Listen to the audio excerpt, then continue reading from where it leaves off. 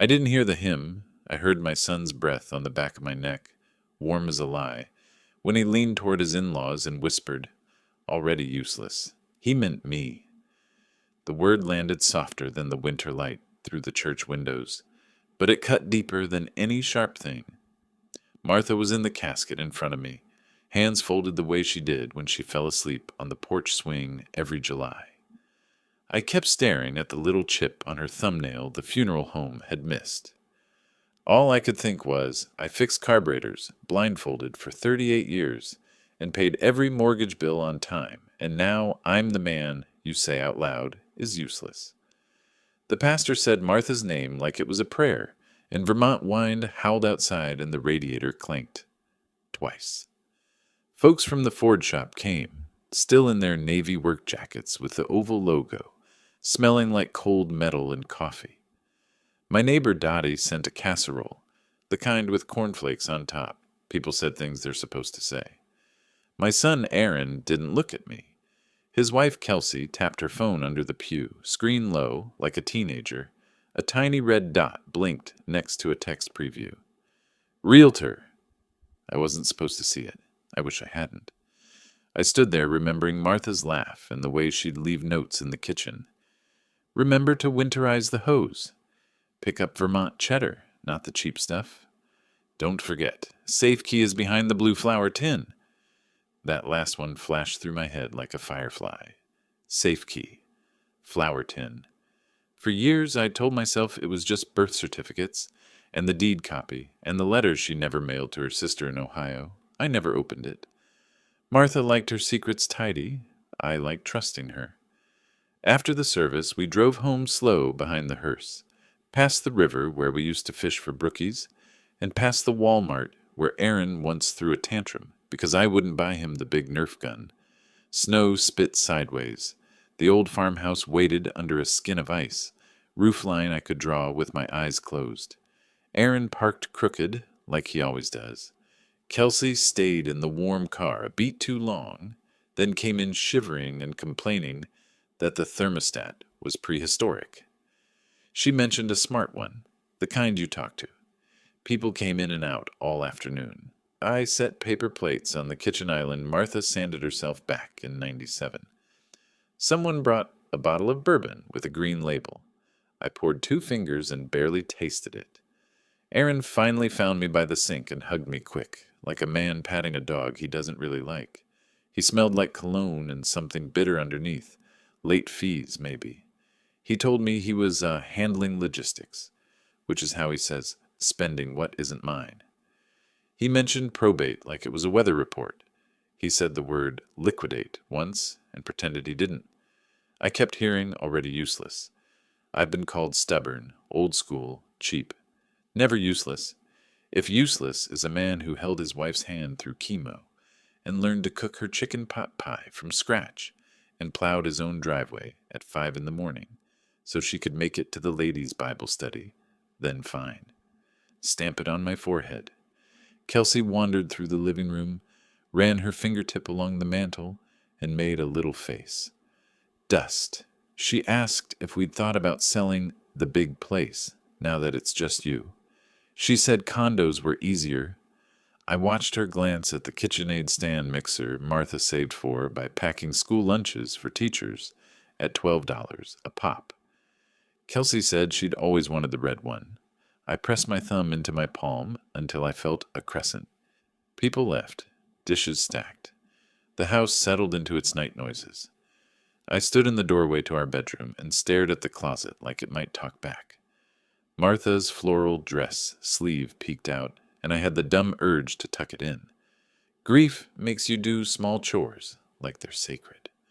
On the top shelf sat the blue flower tin, the one from a yard sale in Montpelier. Inside, under a folded recipe for maple cookies, in her round handwriting, lay the tiny brass key. I turned it in my hand and thought about every argument Aaron and I ever had. He always ran fast, and I always said, slow down and look twice. When he crashed his first car, a rust-red Ford Focus, he swore it was black ice. I found the text that said, just testing the curve. He never really liked the idea of consequences. Martha would say, "He'll grow, let him make mistakes." I did, maybe too many. I opened the closet floor panel and lifted the little fireproof box. My heart knocked around like a bad piston. I could hear the echo of Aaron's whisper, already useless, and the softer echo of Martha's voice last June on the porch, when she touched my wrist and said, "If something happens, promise me you'll read what I wrote, but not before you're ready." I hadn't been ready. Tonight, the house felt like it was holding its breath for me. The key slid in easier than I expected, metal to metal, a clean click. I set the box on the bedspread and sat down slow, the way men my age do when our knees talk back. I thought about calling the pastor or the lawyer in Burlington who helped us refinance 10 years ago, or even Dottie next door. Instead, I took a breath that tasted like cedar and cold and lifted the lid. What I saw inside made my hand go still and my jaw clench, not because it was shocking, but because it wasn't. It was Martha, planning even for this. A thick envelope with my name in her careful print. A folded document I recognized from 100 Google images I never wanted to need. And on top, a small photograph that shouldn't have been there at all. I picked up the photo and felt the room tilt, because the person standing next to my son in that picture was the last person I expected to see. And that's exactly when the front door latch clicked behind me. The house was too quiet that night. The kind of quiet that doesn't soothe but scratches at your nerves. I sat at the kitchen table where Martha and I had eaten breakfast together for 40 years. The casserole dishes from the funeral still cluttered the counter, plastic wrap fogged with condensation. I hadn't touched a bite. My son and his wife had gone back to their place, leaving me with their smirks and their whispers still rattling around my skull. I couldn't shake that text I'd seen flash on Kelsey's phone during the funeral. Realtor. It fit too neatly with her comment about condos and Aaron's sudden talk of liquidating assets. They weren't mourning. They were circling, like vultures that smelled fresh meat. The house was more than timber and nails. It was my wife's hands, sanding the banister smooth. My sweat in the basement insulation. My children's pencil marks still hidden on the wall where I measured their height every year. And now my own son wanted to cash it out, like a scratched-off lottery ticket. I carried the little brass key from the flour tin in my pocket all day, rubbing it like a worry stone. Finally, when the shadows grew long across the living room and the radiator gave its dry sigh, I went upstairs to the bedroom. My knees protested with every step. I set the fireproof box on the bed and turned the key. Inside was exactly what I had dreaded and hoped for. A will signed in Martha's neat looping hand. She had left the house, the land, every last penny of the joint savings account. To me, not to the family, not to Aaron. To me. On top of the documents lay a letter. I unfolded it with shaking hands. "Don't let them take what we built," she had written. "They'll try, even if it breaks your heart. Promise me you'll stand your ground?" My throat closed up. She knew. Somehow she had seen through our son long before I wanted to admit it. That night, Aaron came back alone. No Kelsey. He stank faintly of whiskey, more expensive than what I poured myself, the kind with a name you pronounce slow. He started out soft, saying he just wanted to help me simplify. Then his voice sharpened, and he said he and Kelsey had already spoken with a realtor in Burlington. They had an offer lined up if I was reasonable. Reasonable. That was his word. I didn't answer right away. I poured myself another bourbon and let him stew. Finally, I said, "This house isn't yours to sell." His jaw tightened. "Come on, Dad. You can't keep up with this place. Winter heating alone is a nightmare. Think about what Mom would have wanted." I looked him square in the eye and said, "I know exactly what she wanted." He went pale, just for a second. I didn't tell him about the will. Not yet. Let him think he was steering. But inside me, something hardened. The next morning I drove into town, snow crunching under the tires of my old F-150. I took the will and letter straight to a lawyer Martha once trusted. He read it, adjusted his glasses, and told me flatly it was airtight. The house was mine. Aaron had no legal claim. The lawyer even warned me to watch for fraudulent moves, since he'd seen plenty of children try to force their way into probate when they smelled money. On the way back, I stopped by the general store. Folks offered their condolences, but I caught the look in one neighbor's eye.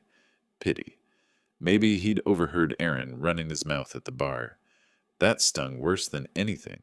The idea that the whole town might start believing I was some useless old man who couldn't manage his own life. When I pulled into the driveway, Aaron's SUV was already parked there.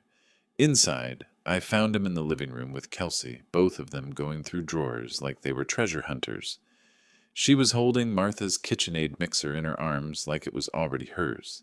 "What the hell do you think you're doing?" My voice came out colder than the air seeping in through the doorframe. Kelsey set the mixer down slow, but Aaron stepped forward. "We need to start moving stuff. The realtor's coming this week."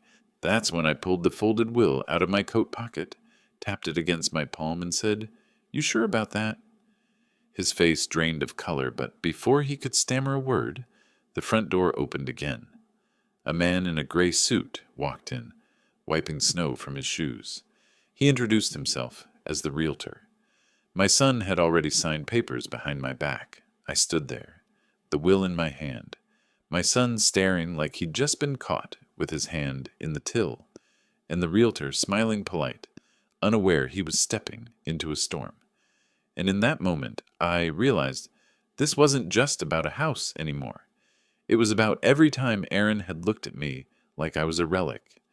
It was about Martha's letter burning in my pocket. It was about teaching my son a lesson he would never forget. I smiled, folded the will back into my coat, and said, "Gentlemen, why don't we all sit down? I've got a few things to show you." What I laid on that table next would change the course of every conversation that followed. I sat at that kitchen table with the realtor's business card still sweating under my glass of bourbon. My son had walked out 20 minutes earlier, slamming the door hard enough to rattle the picture frames. He didn't take Kelsey with him.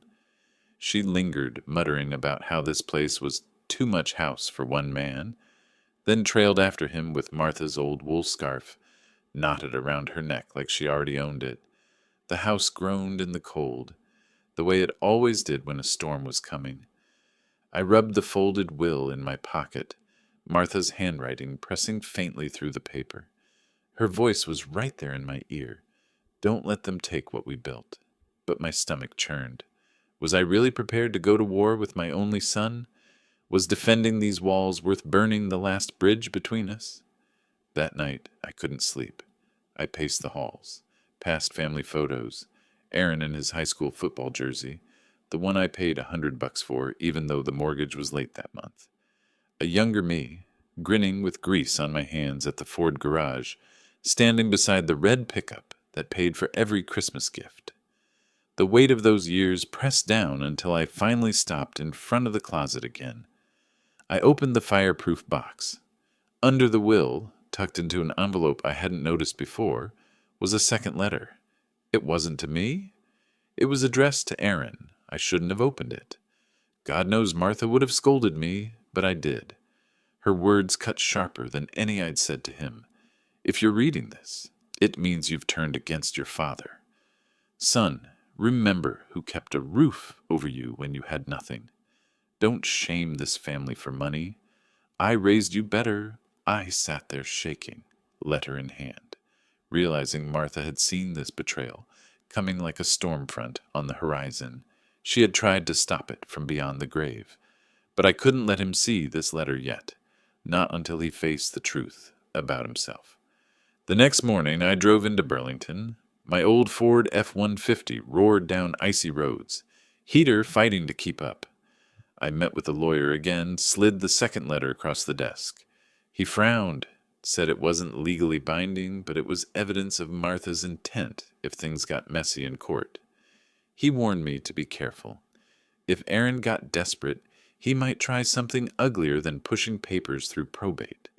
When I got home, the driveway was crowded.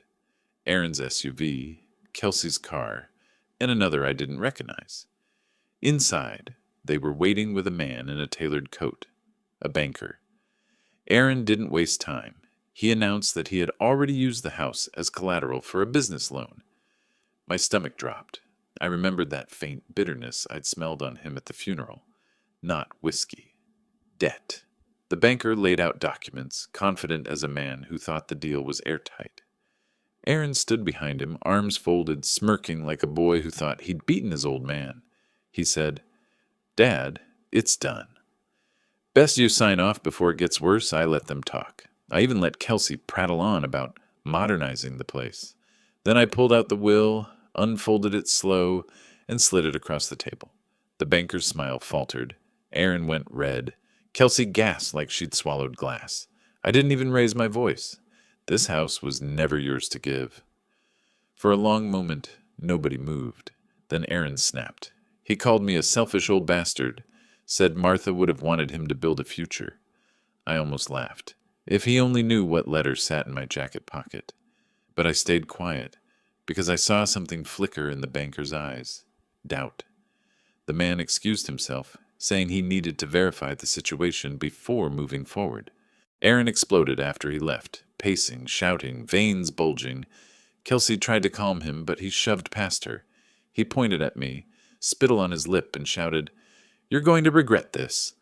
He stormed out into the snow, tires spitting gravel, leaving me and Kelsey in the kitchen. She looked pale, smaller somehow.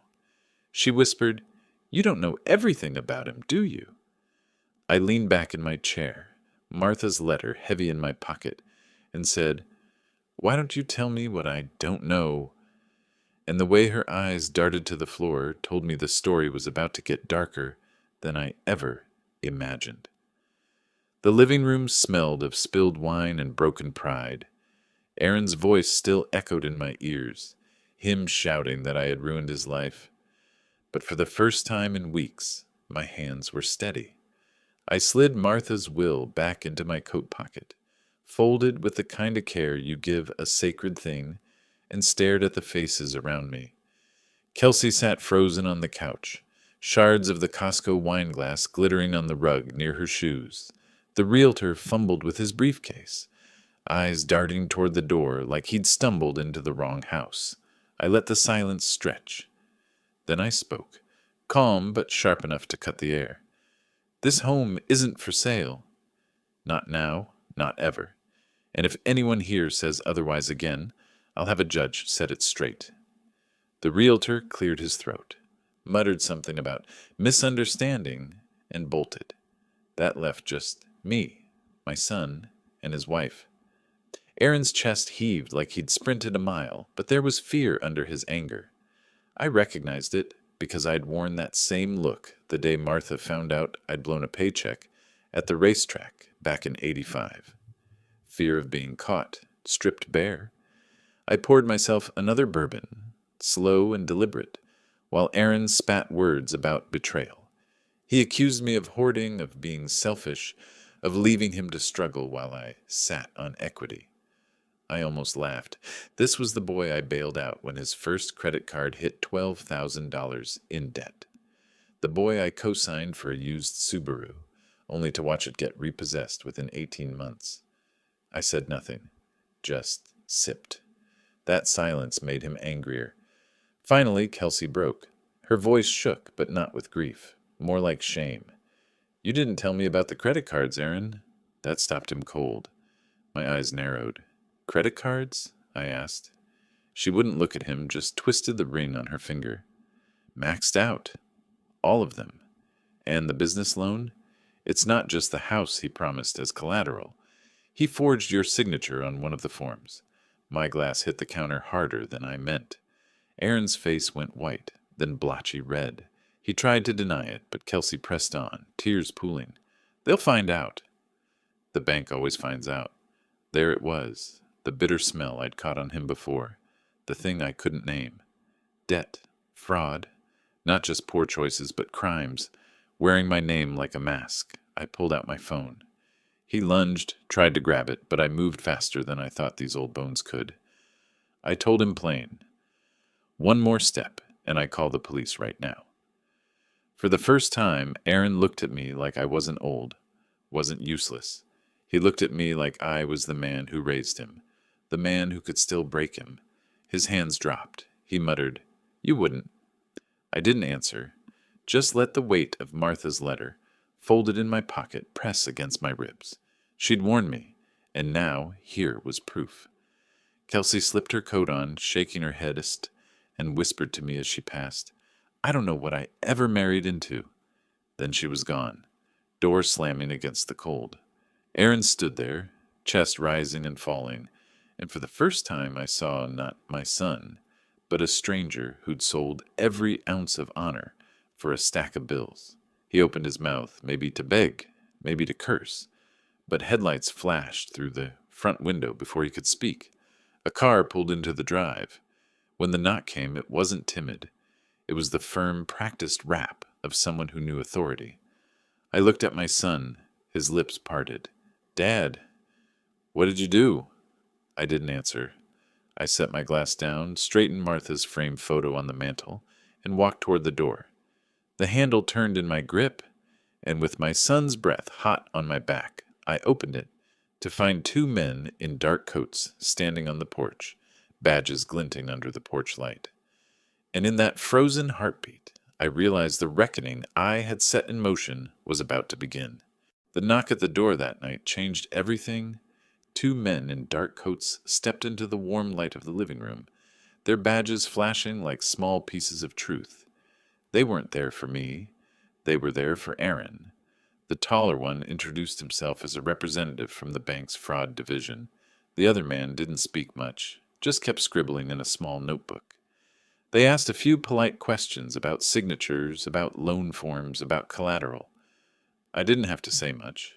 I slid Martha's will across the table, then produced the letter she'd left for Aaron, the one he was never meant to read unless he turned against me. Their eyes traced the handwriting, and the taller man's lips pressed into a thin line. Aaron tried to laugh it off, said this was all a mistake. Paperwork confusion, an old man who didn't understand modern finance. But when they pulled out copies of forged documents, my name scrawled in ink that wasn't mine, his voice cracked. He swore it was for the family, that he'd fix everything. His words bounced uselessly off the wood-paneled walls. Kelsey came back halfway through, her coat still on, her mascara streaked. She refused to sit near him. When the men asked if she knew about the loans, she said clear as church bells, "He told me the house was already his, that his father wouldn't live long enough to care." Her voice didn't shake once. That was the end. The fraud officer told Aaron they'd be pursuing charges. Forgery, misrepresentation, possibly even attempted identity theft, depending on what else surfaced. My son sank into the chair Martha used to favor, the one near the fireplace. Like a man already sentenced, his face wasn't angry anymore, just hollow. The whole town knew within a week.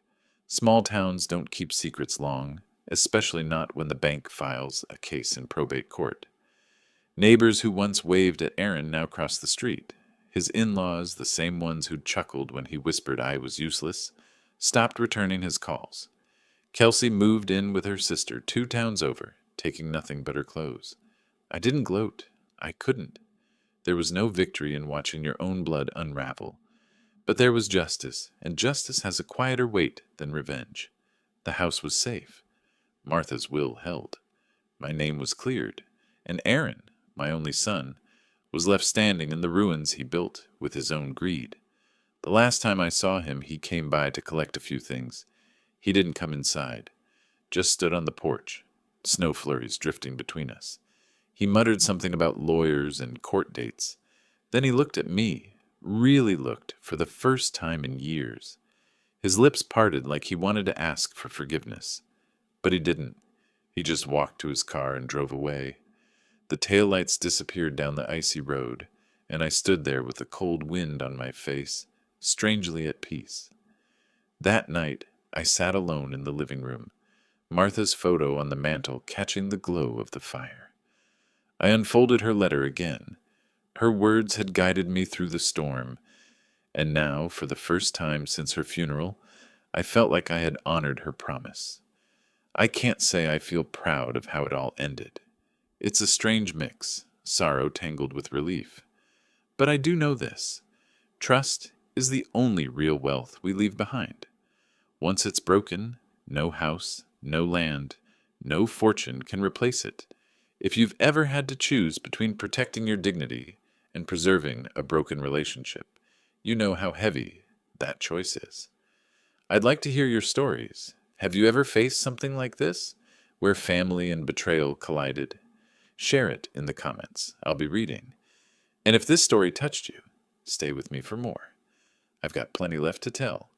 Sometimes, speaking the truth out loud is the only way we really heal.